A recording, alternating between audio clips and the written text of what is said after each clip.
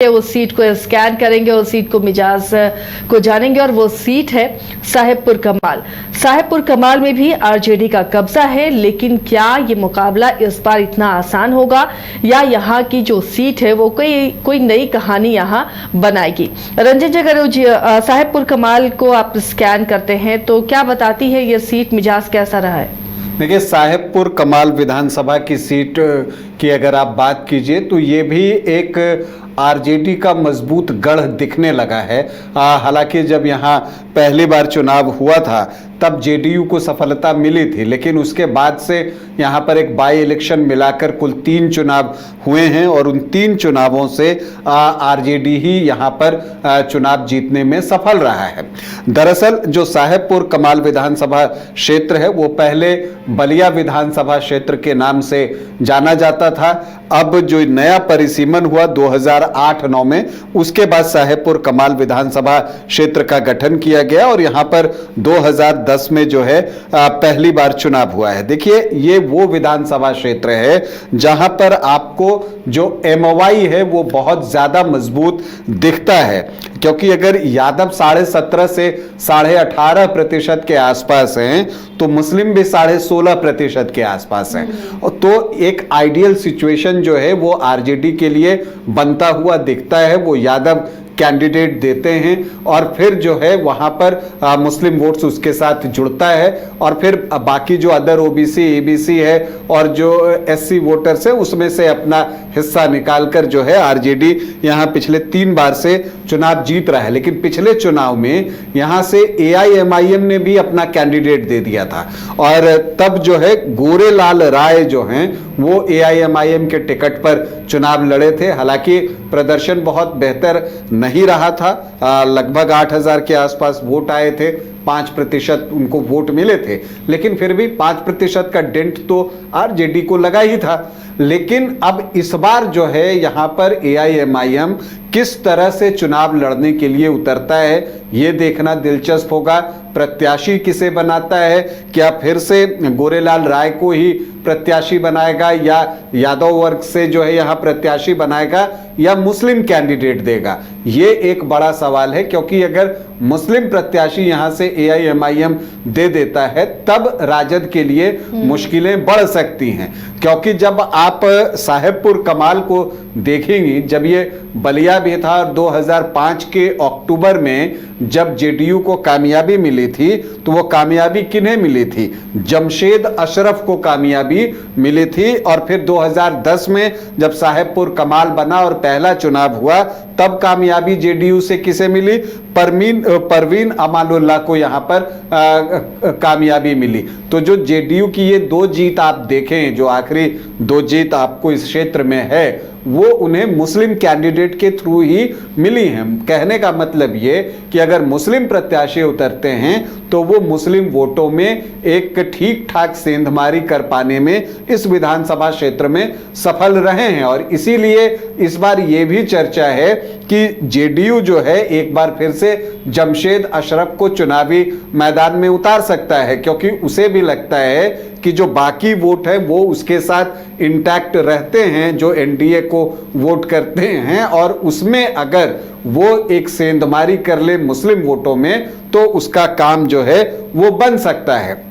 हालांकि यहाँ जो 4 चुनाव हुए हैं, अगर हम उसे देखें कि क्या कुछ हुआ है यहाँ पर, तो साल 2010 में परवीन अमानुल्लाह जो है वो चुनाव जीती, जेडीयू के टिकट पर चुनाव जीती थी।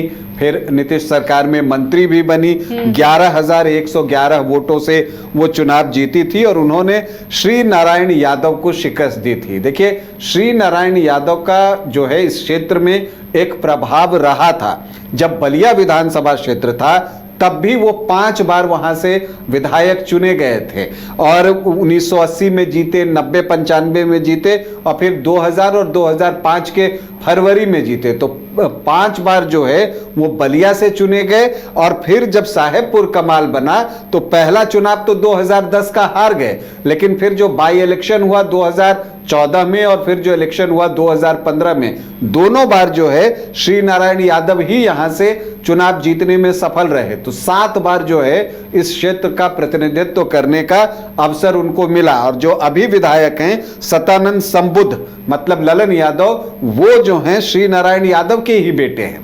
तो ये एक चीज जो है आरजेडी को इस क्षेत्र में स्ट्रांग बनाता है। खैर हम 2014 में पहुंचते हैं, परवीन अमानुल्लाह का इस्तीफा आता है, जेडीयू से भी इस्तीफा देती हैं और फिर उसके बाद जो है वो आम आदमी पार्टी में शामिल हो गई थी तब, और तब यहां पर बाई इलेक्शन करवाना पड़ा था। और उस बाई इलेक्शन में श्री नारायण यादव जो है वो चुनाव जीतते हैं और वो बीजेपी के शशिकांत कुमार को शिकस्त देते हैं 16,635 वोटों से।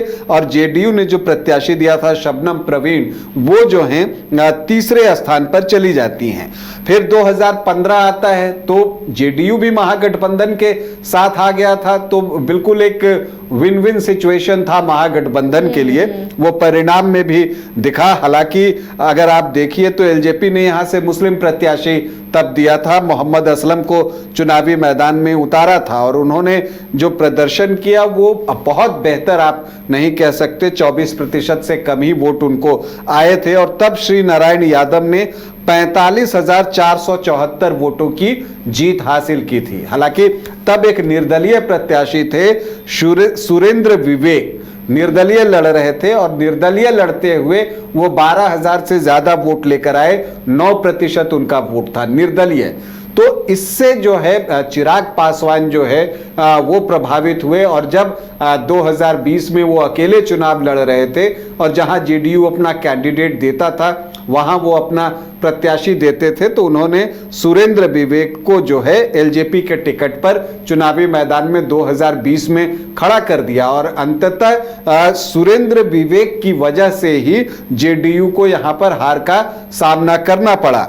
तब सतानंद संबुद्ध यानी कि ललन यादव को 64,888 वोट आए थे और उन्होंने 14,225 वोटों से शशिकांत कुमार शशि यानी कि अमर कुमार सिंह जो जेडीयू के प्रत्याशी थे उनको शिकस्त दी थी। लेकिन तब सुरेंद्र कुमार विवेक को कितना वोट आया था? सुरेंद्र कुमार विवेक को आया था 22,871 वोट। हार जीत का मार्जिन 14,225 वोट और एलजेपी प्रत्याशी को वोट 22,871।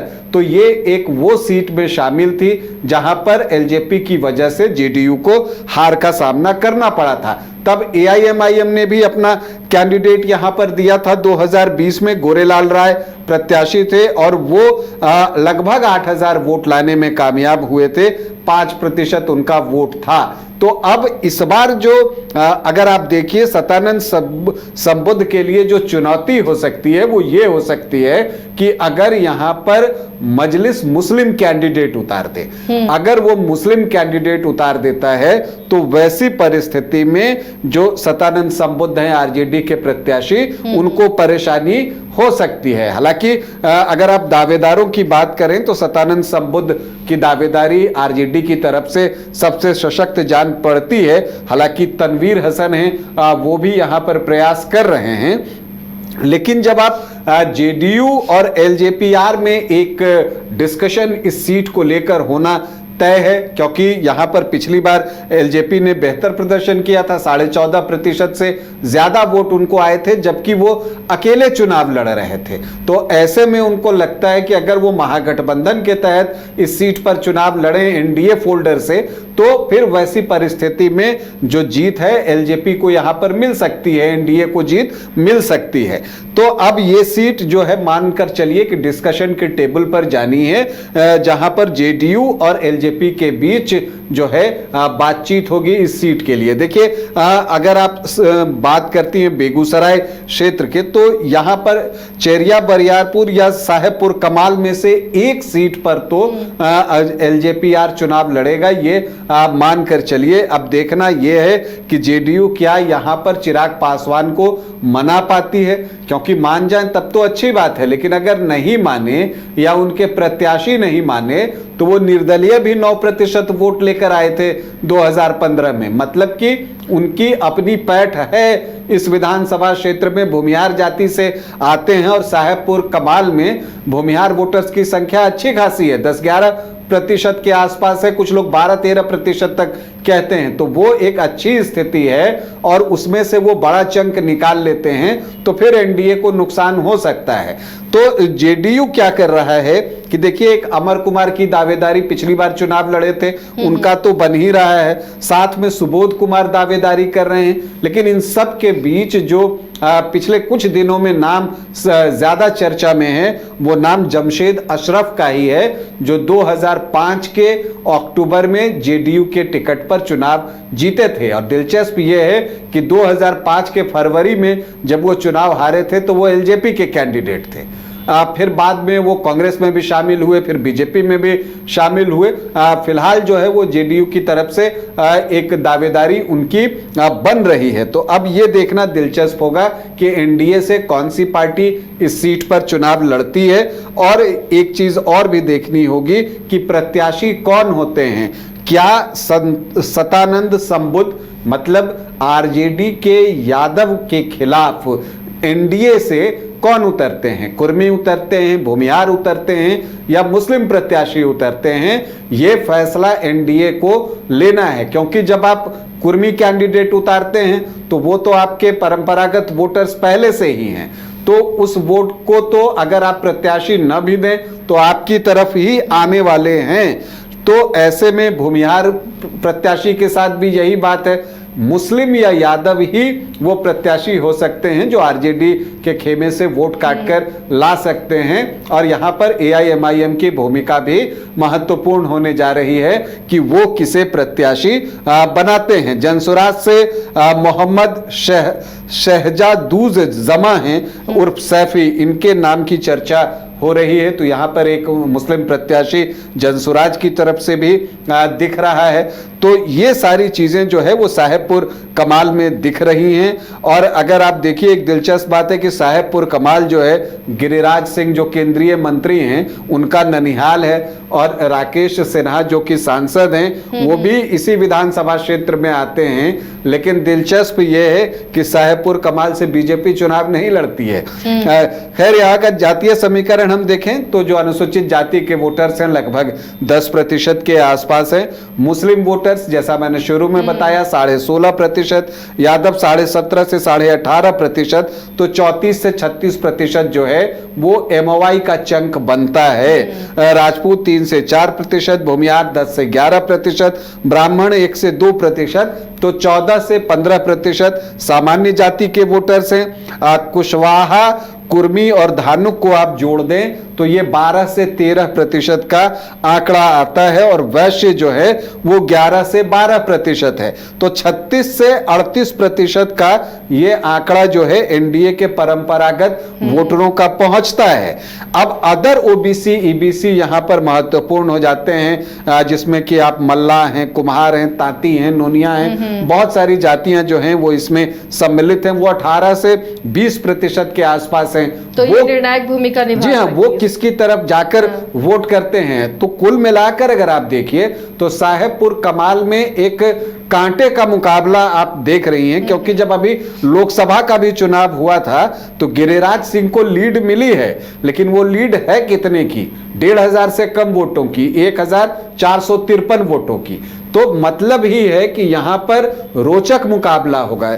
चाहे आप लोकसभा चुनाव का परिणाम देखें या पिछले विधानसभा चुनाव का परिणाम देखें, जब जेडीयू एलजेपी के वोट आप जोड़ लें तो आपको फर्क पता चलेगा। तो इसलिए साहेबपुर कमाल में इस बार कौन कमाल करेगा फिलहाल कहना मुश्किल जान पड़ता है, लेकिन चुनाव बहुत रोचक होने जा रहा है साहेबपुर कमाल में।